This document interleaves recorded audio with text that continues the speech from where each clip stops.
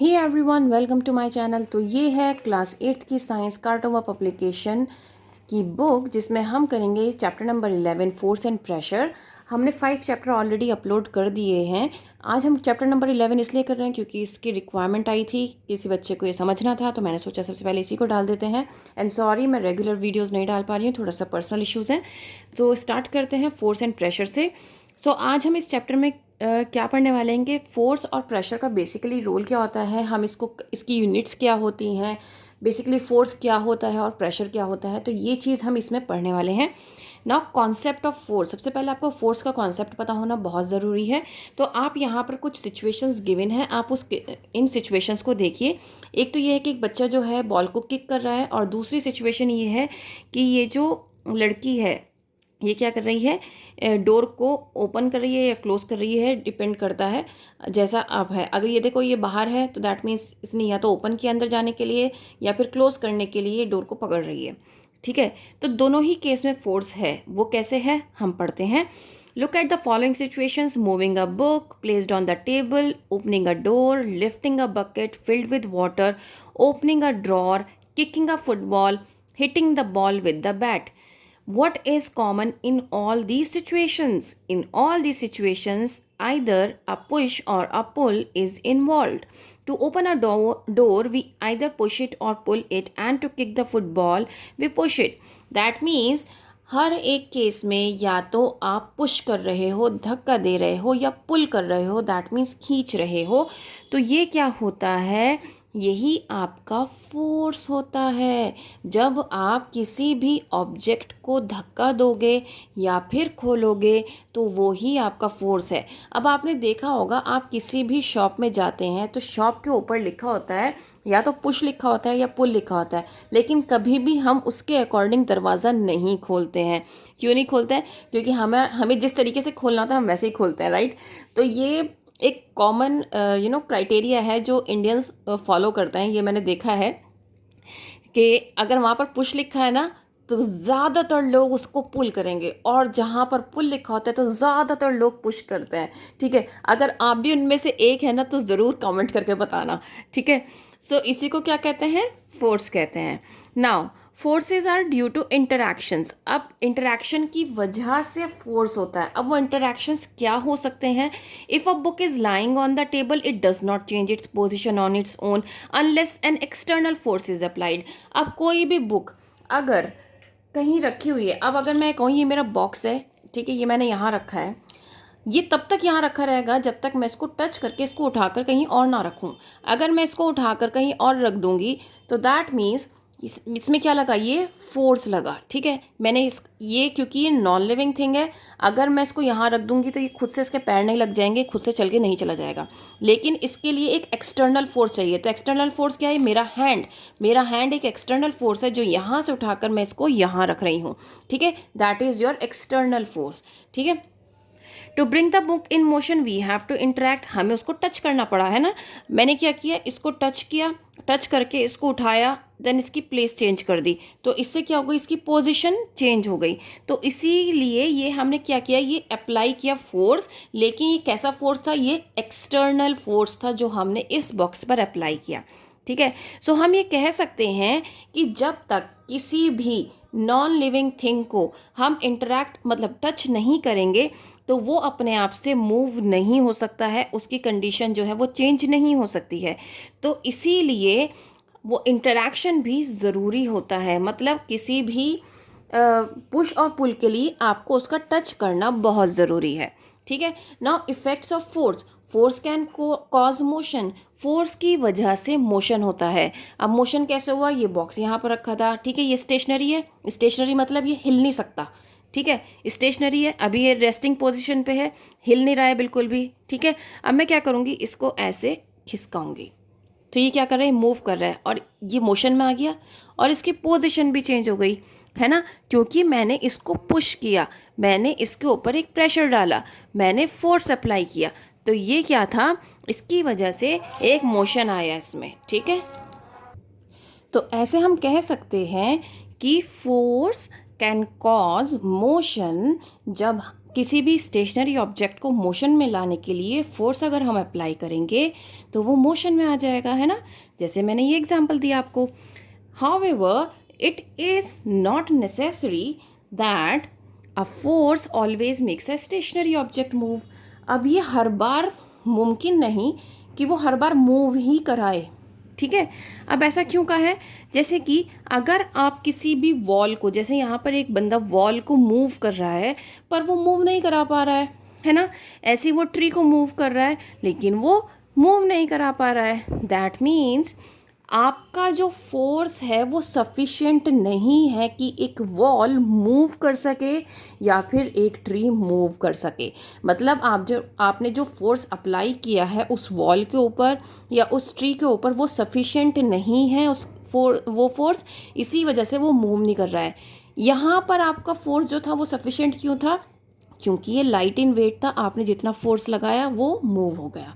लेकिन in case of wall and in case of your tree, यहाँ पर आपका जो फोर्स अप्लाई कर रहे हो वो सफिशिएंट नहीं है, इसलिए वो मूव नहीं कर रहा है।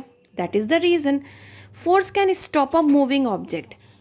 अगर आप फोर्स लगाते हो तो मूविंग ऑब्जेक्ट भी क्या हो जाएगा? रुक जाएगा। कोई अगर ऑब्जेक्ट मूव कर रहा है तो वो भी रुक जाएगा।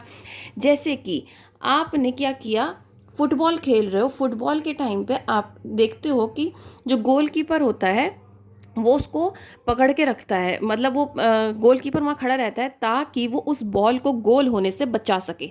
अब मैं पूरी ताकत लगाऊंगी, अगर मैं फुटबॉल खेल रही हूँ मैं पूरी ताकत लगाऊंगी कि मेरा गोल हो जाए और मैं बहुत ज़ोर से किक मारूंगी।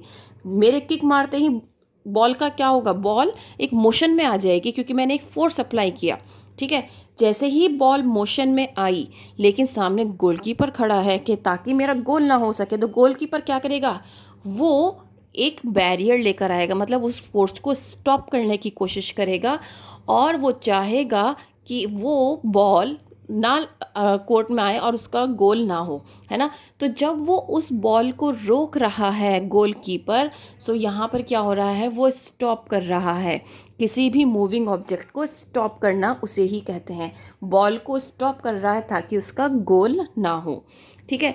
अब अगर कोई बंदा क्या कर रहा है, साइकिल चला रहा है, तो एकदम से वो ब्रेक मारता है या नहीं मारता है, ताकि वो नॉर्मल पोजीशन, जो रेस्ट पोजीशन है, उस पर आ जाए। ऐसा क्यों करता है? आप एक ट्रैफिक एरिया में चल रहे हो जहाँ पर बहुत ज़्यादा ट्रैफिक है, ठीक है। तो आपने देखा होगा या तो रेड लाइट पे आपको रुकना पड़ता है, एकदम से आपको ब्रेक मारने पड़ते हैं। मूव कर रही है आपकी कार, एकदम से रेड लाइट पा कर रुक गई, तो दैट मीन्स आपकी कार जो थी वो मूविंग कंडीशन में थी, लेकिन एकदम से वो एक फोर्स जो था वो रुक गया, एकदम से वो रुक गया। So that is your force can stop a moving object also, ठीक है। उस फोर्स का हमने ब्रेक लगाया, उस ब्रेक ने क्या किया? उस मूविंग ऑब्जेक्ट को रोक दिया, उस कार को रोक दिया। Now force can change the direction of motion of the moving object. अब किसी भी मतलब अगर आप फोर्स अप्लाई करें तो उस किसी भी ऑब्जेक्ट का आप डायरेक्शन भी चेंज कर सकते हैं। कैसे? कि अगर बैट्समैन ने क्या किया, बॉल को हिट किया, ठीक है, तो क्या होगा? सामने से बॉल आई लेकिन डायरेक्शन उसने कैसे चेंज किया? उसने किसी और, बैटमैन ने किसी और डायरेक्शन में उस बॉल को हिट किया, तो इस तरीके से क्या हुआ? डायरेक्शन चेंज हो गया, ठीक है। तो वो जब बॉलर ने बॉल पास की तब भी वो मोशन में थी, है ना। लेकिन जैसे ही बैट्समैन के बैट से टच हुई बॉल और उसने अपना जो वो था ना पोजीशन, उसकी जो डायरेक्शन थी वो चेंज कर ली, तब भी वो मूविंग कंडीशन में है ना, मोशन में है। सो इस तरीके से फोर्स की वजह से डायरेक्शन भी चेंज हो सकता है किसी भी मूविंग ऑब्जेक्ट का। Now force can change the speed of a moving object. Force से ही स्पीड भी चेंज हो सकती है। कैसे? अगर आप ये देखें, हम बैट्समैन और बॉलर का ही एग्जाम्पल लेते हैं। बॉलर ने बहुत बहुत फास्ट स्पीड से बॉलिंग करी, लेकिन बैट्समैन ने उस पर बिल्कुल भी प्रेशर नहीं लगाया और जस्ट बैट्स से बॉल जो है वो टच हुई और हल्का सा दूर चली गई, दैट्स इट। तो क्या हुआ? वो स्पीड उसकी उतनी नहीं रही। अगर बैट्समैन भी पूरी स्पीड से मारता तो उसकी स्पीड आप सोचो कितनी 2 गुना या 4 गुना हो जाती है ना। अब यहीं पर एक केस होता है कि अगर आप साइकिलिंग कर रहे हो, ठीक है, तो साइकिलिंग में हम क्या करते हैं, कभी हल्की चलाते हैं, कभी तेज़ चलाते हैं, या फिर सामने कोई एकदम आ गया तो हम एकदम से ब्रेक मार देते हैं। तो यहाँ पर हम बहुत सारे चेंजेस कर रहे हैं। दैट मीन्स फोर्स कभी ज़्यादा लग रहा है, कभी कम लग रहा है, कभी एकदम से स्टॉप हो रहा है, हम रेस्टिंग पोजीशन पे आ रहे हैं। तो इस तरीके से हम अलग अलग तरीके से फोर्स को अप्लाई करते हैं। अब आपने देखा होगा कि फोर्स की वजह से अगर हम फोर्स अप्लाई करें तो शेप और साइज़ भी हम चेंज कर सकते हैं। अगर मैं कहूँ मेरे पास एक ऑब्जेक्ट है, बलून ले लेते हैं, बलून में मैंने हवा भरी और उसको ब्लो किया, तो मैंने अपने सामने रखा, मैंने क्या किया, उसको ऊपर एक प्रेशर डाला, उसके ऊपर फोर्स अप्लाई किया, तो क्या होगा, वो उसकी जो शेप है वो थोड़ी सी चेंज हो जाएगी, है ना, साइज़ भी चेंज हो जाएगा। तो दैट इज़ योर फोर्स। आटा गूंथती है मम्मा, ठीक है, जब आटा गूंथती है तो जब प्रेशर डलता है तो उसका जो शेप है और साइज़ है वो डिफरेंट हो जाता है। आप घर का पेस्ट ले लीजिए, पेस्ट को आप स्क्वीज़ करेंगे तो उसका जो बेचारा पेस्ट है उसकी शेप ही चेंज हो जाएगी और साइज़ तो चेंज होगा ही होगा। ठीक है, अब हम बढ़ते हैं यूनिट। फोर्स की यूनिट क्या होती है, न्यूटन होती है, बहुत इंपॉर्टेंट है। It is denoted by N to feel how much force can 1 newton है। So it is 100 gram weight measure on your palm. 100 gram weight जो है वो 1 न्यूटन में होता है। ठीक है, so the force exerted by the 100 gram wait on your palm is nearly 1 Newton. तो अगर 100 ग्राम का फोर्स आपके पाम पर, हथेली पर एक्सर्ट कर रहा है तो वो 1 न्यूटन के इक्वल होगा। अगर 200 ग्राम है तो 2 न्यूटन हो गया। सो 1 किलोग्राम फोर्स क्या होता है, the force required to lift an object of mass 1 kg vertically upwards is called 1 kilogram force. 1 kilogram force क्या होता है, वो फोर्स जो किसी भी 1 किलो ऑब्जेक्ट को ऊपर लिफ्ट करने में, ऊपर उठाने में मदद करे, that is your 1 kg force. और इसको हम kgf से डिनोट करते हैं। 1 kgf में 9.8 न्यूटन, अप्रॉक्स 10 न्यूटन होते हैं। 1 kgf में 1000 ग्राम फोर्स होता है। ठीक है, then we have resultant force और नेट फोर्स, जिसे हम कहते हैं in real life situations more than one force acts on the object. Real life situation में एक से ज़्यादा फोर्स एक्ट होता है, जैसे मैंने आपको साइकिल का एग्जांपल दिया था, कभी हम तेज़ स्पीड कर लेते हैं, कभी हल्की कर लेते हैं, कभी एकदम से ब्रेक लगा लेते हैं। तो ये क्या है, ये आपका फोर्स है। आप डिफरेंट डिफरेंट फोर्स अप्लाई करते हो एक ही साइकिल के ऊपर। So Prashant is pushing a heavy box having a wheel looking like a cart. तो आप यहाँ पर देख सकते हो कि प्रशांत क्या कर रहा है, इस कार्ट को मूव कर रहा है, जो कि 40 न्यूटन का फोर्स अप्लाई कर रहा है। उसको ये क्या लगा कि ये हैवी लगा, तो वो ज़्यादा जल्दी इसको क्या नहीं कर पाया, इसको मूव नहीं कर पाया। लेकिन जब दीपक ने इस पे आके 50 न्यूटन का साथ इसके एक फोर्स लगाया तो इसके लिए क्या हो गया, ये मूव करना आसान हो गया। मतलब पहले तो दीपक अकेला कर रहा था, 40 न्यूटन का फोर्स लगा रहा था, तो उसको ये मुश्किल से ही मूव कर पा रहा था कार्ट। लेकिन जैसे ही इसके साथ दीपक आके लगा और उसने भी 50 न्यूटन का फोर्स लगाया, तो 40 + 50 90 न्यूटन टोटल ये फोर्स लगा रहे हैं दोनों मिलके, तो कार्ट इजीली मूव कर रहा है। ठीक है, और इस वजह से क्या हो रहा है, ये आसानी, दीपक को भी आसान लग रहा है इसको मूव करना, और क्या कहते हैं, प्रशांत को भी आसान लग रहा है। तो इस तरीके से टोटल फोर्स क्या हो गया, 50 + 40 90 न्यूटन हो गया जो इस बॉक्स पर लगा। So total force applied on heavy box क्या हो गया, वो रिजल्टेंट फोर्स कहलाता है। टोटल फोर्स क्या हो जाता है, रिजल्टेंट फोर्स कहलाता है। भाई प्रशांत ने जो फोर्स लगाया और दीपक ने जो फोर्स लगाया, उसका टोटल फोर्स क्या हो गया, उसको हम कहेंगे रिजल्टेंट फोर्स। ठीक है, तो ये thus resultant force is a single force that is applied to the object and would have the same effect as all the separate forces acting upon it। अब अगर मैं कहूँ कि रिजल्टेंट फोर्स क्या होता है, रिजल्टेंट फोर्स भी एक सिंगल फोर्स होता है जो किसी एक ऑब्जेक्ट पर लग रहा है, इसका भी सेम इफेक्ट होता है जैसे कि अलग अलग फोर्सेस का होता है। So we conclude that when two forces act on object in the same direction the resultant force is calculated by adding the forces. जब दो फोर्स एक साथ एक ही डायरेक्शन में लग रहे हैं तो हम उसको कैसे निकालेंगे, ऐड करके निकालेंगे। ठीक है, क्योंकि ये क्या है, it moves the object in the direction of the applied force. ये किस डायरेक्शन में मूव कर रहा है, एक ही डायरेक्शन में मूव कर रहा है ऑब्जेक्ट को। So suppose Prashant and Deepak had an argument. अब दोनों में लड़ाई हो गई। अब दोनों ने क्या किया, एक इस साइड खड़ा हो गया बॉक्स के, एक इस साइड खड़ा हो गया बॉक्स के, और दोनों ने फोर्स लगाना शुरू कर दिया। ठीक है।